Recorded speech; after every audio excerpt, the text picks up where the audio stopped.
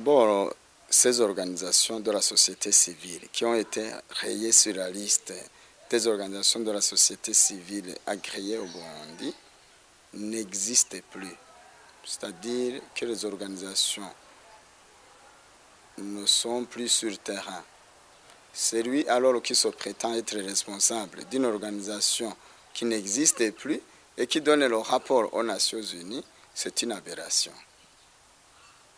L'Observatoire national des élections et des organisations pour le progrès en Europe et Burundi a des différentes structures sur toutes les collines, dans toutes les communes et dans les provinces. Nous voyons très mal quelqu'un qui se trouve à l'étranger et qui se prétend avoir déjà sur le terrain, alors que l'Europe et Burundi a plus de 53 000 membres qui sont sur le terrain et qui travaillent jour et nuit pour voir si la sécurité est stabilisée, pour voir si la bonne gouvernance, le droit de l'homme, la violation des droits de l'homme. Et qui entend aujourd'hui quelqu'un vraiment qui est loin d'ici, qui n'a même pas déjà sur le terrain et qui dit qu'il y a la violation flagrante des droits de l'homme. La violation des droits de l'homme est une technique spéciale, professionnelle. Ce n'est pas quelque chose qu'on doit dire comme ça, sans base juridique, sans l'effet sur le terrain. C'est-à-dire d'abord, quand une information a été livrée par les médias, par les personnes, les individus, une organisation qui travaille dans le droit de l'homme doit saisir cette information et se préparer très vite pour se rendre sur le terrain et voir ce qui s'est passé. Demander même les témoins aux alentours. Écrire toutes les informations recueillies sur le terrain. Rencontrer les forces de l'ordre qui travaillent dans cette localité. Rencontrer même les victimes. Aller soit à l'hôpital, les visiter pour demander ce qui s'est passé au juste.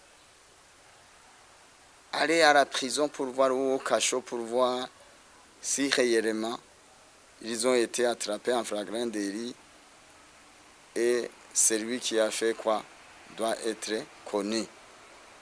Et après avoir recueilli toutes les informations, on doit faire une analyse juridique de l'information pour qualifier si c'est la violation des droits de l'homme ou si ce sont les infractions de droit commun. À ce moment-là, vous pouvez alors le qualifier. Si c'est la violation des droits de l'homme, est-ce que c'est un agent du gouvernement qui a torturé telle personne? Est-ce que c'est un agent du gouvernement qui l'a tué? Est-ce que c'est un agent du gouvernement qui a en fait violé les droits de cette personne? Et si c'est un agent du gouvernement qui l'a fait, est-ce que l'échelon supérieur hiérarchique n'a rien fait sur cet individu, sur cette personne, cet agent de l'État?